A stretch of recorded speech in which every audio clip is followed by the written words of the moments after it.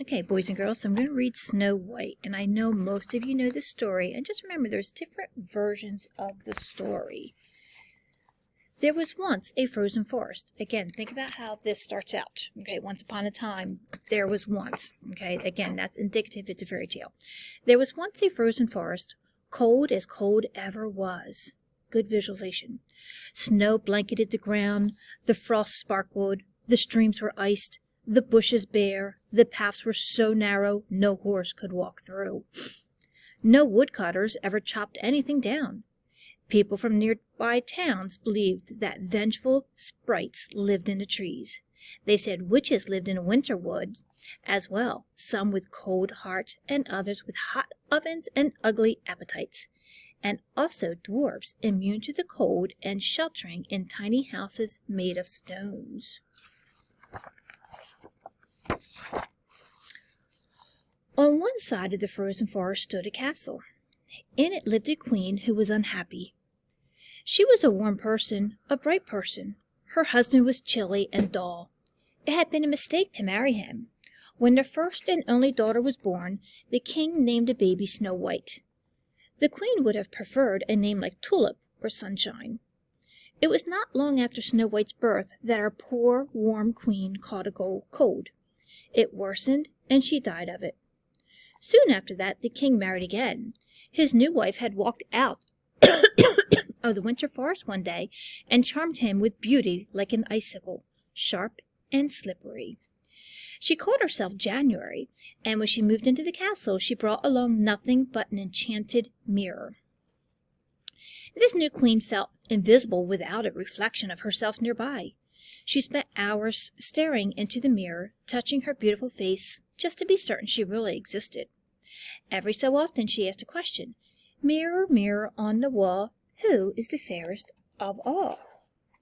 And each time the mirror answered what January wished to hear, You deserve an answer true. There's no one here so fair as you.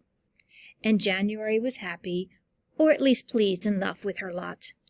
Snow White didn't bother with mirrors. She was warm and bright like her mother had been. Since the cooks and tailors of the castle were her only companions, she kept herself busy learning to cook and sew. As she grew older, she got even warmer and brighter, and by the time she was a young woman, Snow White was the sort of person who made you smile just to look at her. There was beauty in her character. By now, January was not so young as she once was. There were cracks on her face and a softness in her jaw. Some people find cracks and softness lovely, but January wanted the mirror to show the face she had seen long ago, a face of smooth and shining ice. Mirror, mirror on the wall, who is fairest of them all? When she asked, the mirror had always replied, You deserve an answer true. There's no one here so fair as you. That is, until one fateful day it said, You will not like my answer true. Snow White is twice as fair as you. Uh-oh. Was it true? There are so many ways to measure beauty and so many ways to enchant a mirror, we cannot know. What matters is that January believed it. She gazed into the glass, peering her face. All she saw were cracks, and that softness in her jaw. January ordered the castle huntsman to bring Snow White into the frozen forest. When they were far from home, he was to kill her and cut out the warm, bright heart that beat in her chest. January planned to eat it. Ugh. Yes, to eat the heart. She believed it would restore her beauty. The huntsman was a kind man, but he followed orders. He took Snow White by the wrist and dragged her toward the trees. Snow White fought, but the huntsman held fast. She screamed and bit and kicked, but the huntsman held fast. Finally she begged. He held fast still. He dragged Snow White along the narrow paths of the frozen forest into the dark. But then, when they were far from home, he let her go. He would cut out a wolf's heart, he told her, and bring that to the queen instead. Snow White thanked him. He left her alone. The bare branches of the trees clicked across one another. Snow White shivered and crossed her arms around her body. She could feel the cold through the soles of her boots. She began to walk, and the eyes of hungry creatures followed her, but luck was on her side. It was only minutes before she came upon a tiny house built of stones. She stepped inside without knocking and shut the door behind her. Inside, the ceiling was so low, Snow-White could only just stand up. "Hello, is anyone home?" There was no answer. "Hello." Her eyes adjusted to the dark. She was in a kitchen. Burned pots and scorched pans sat on the counters. Stacks of dirty plates were piled on the table. A smell of singed meat and overboiled cabbage hung in the air. In the living room, dust and spilled sugar covered the tables. In the bedroom, Snow-White found 7 tiny beds, all with the bedcloths crumpled at the bottom. Tiny slippers and worn pairs of pajamas littered the floor. The bathroom was too unpleasant to describe. She rested and warmed herself and waited for the owners to return home. No one came. A storm began to blow outside. With nothing else to do, Snow-White cleaned the kitchen, and then the living room, the bedroom, and finally the bathroom. She mended the holes in the pajamas with a bolt of cloth she found in a closet. She roasted a joint of meat and cooked up cabbage, one without burning and the other without overboiling. She was just pulling the meat from the oven when 7 dwarfs rushed inside. The snow stormed in behind them until they shut the door. They were all men, very small and squat, only so high as Snow-White's knees.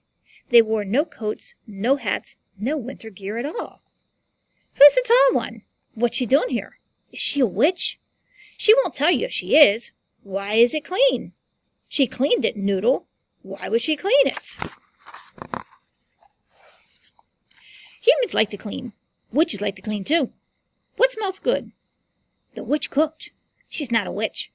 She cooked our meat. She cooked our cabbage. Witches cook. Don't eat their food. She's not a witch. How can you tell?" "I feel it in my bones." "Stop it with your bones. The bones don't lie. Shut it, you. She's not a witch." The other 6 dwarfs must have believed the one who felt it in their bones, for they all took off their boots and walked in the kitchen in socked feet. They said nothing but sat down at the table, each grabbing a fork and plate on the way. Snow-White looked at the dwarfs. The dwarfs looked at Snow-White. Then one of them stood up, moving slowly. He dragged an armchair from the living room over to the kitchen table. "Sit down," he said, "and eat with us." That is how Snow-White came to live with the 7 dwarfs of the frozen forest. They were strange little men, not exactly human.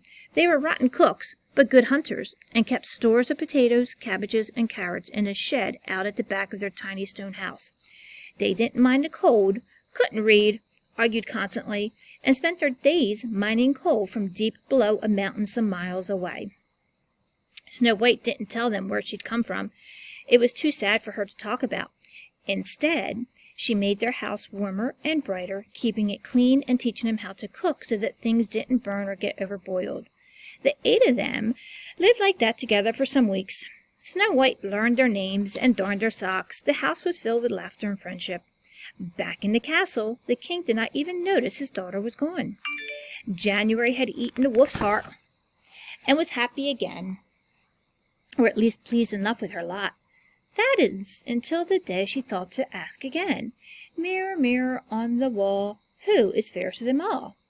And the mirror replied, "You will not like my answer true. Snow-White is still more fair than you." At this, January knew the huntsman had deceived her. It was not hard for her to guess where Snow-White had found shelter. January knew the forest well.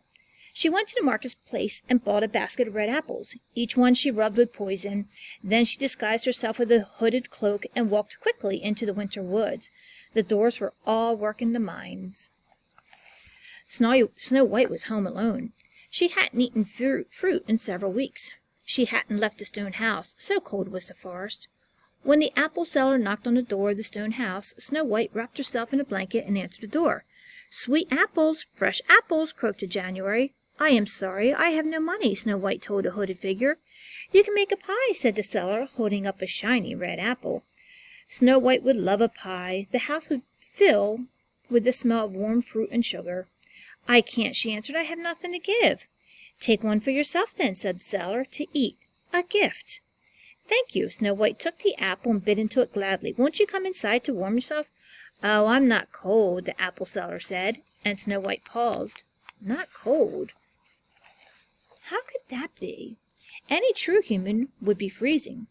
She thought no more, asked no questions. The poison had begun to work. Snow-White collapsed lifeless in the doorway. January threw off her cloak and pulled a knife. She would have the heart, she would. She would eat it and regain her beauty. Knife drawn, she bent over Snow-White, but was stopped by the sound of the 7 dwarfs shouting and running at her, waving picks and mining lamps. "Witch!" they yelled. "Witch for sure! I feel it in my bones!" The dwarfs chased January through the forest, swinging their axes and hurling stones. She ran and ran, but not fast enough. It was a bloody, bloody day. At the end of it, January was dead. When the dwarfs returned to the stone house, Snow-White seemed lifeless, but she was not cold. Her skin was warm, though she did not breathe. Her face was pink, though her eyelids not move. "She's choked." "She hasn't." "She's poisoned." "She isn't." "She's magicked." "Oh, no." "She's gone and dead forever." "She's alive, I tell you. I feel it in the bones." "I think she needs sunlight." "I think she needs warmth." "Out of the winter." "Yes, into the spring." In the end, the 7 dwarfs carried Snow-White out of the frozen forest and onto a hillside far from her father's castle. One of their number remained, keeping watch from behind a rock, and they left her lying there, hoping that the warm, bright sun would work its magic. An hour or so later, a prince rode by on a horseback. He was a kind person, jolly and strong, and fond of music and good things to eat. This prince, whose name was Beacon, saw Snow-White lying on the hillside. The sun had warmed her, and she seemed not dead, but sweetly asleep. He stopped his horse and watched her breathing. Her eyelids fluttered. Prince Beacon liked Snow-White's face for its courage and kindness, and he was also a curious fellow who liked most pretty girls and all new adventures. And so he woke her up. Now some kisses break enchantments, and other kisses begin them. Beacon's kiss was the second kind, not the first. Snow-White woke to bright sunshine and a friendly face. A new life was what she needed. Now, with 7 new friends and an 8th to love, there was finally one ahead of her.